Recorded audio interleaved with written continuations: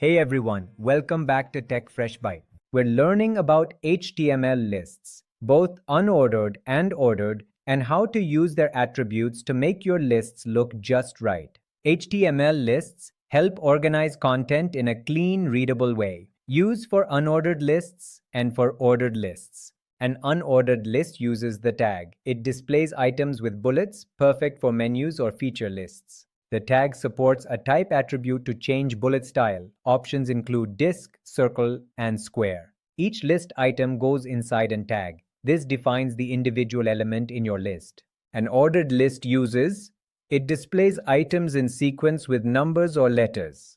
The type attribute controls numbering style. Use numbers, uppercase letters, lowercase letters, or Roman numerals. The start attribute lets you begin numbering at any number. Great for continuing lists from earlier sections. The reversed attribute displays a list in descending order, perfect for countdowns or rankings. Best practices. Use attributes only when necessary, keep your lists readable, and rely on CSS for styling whenever possible.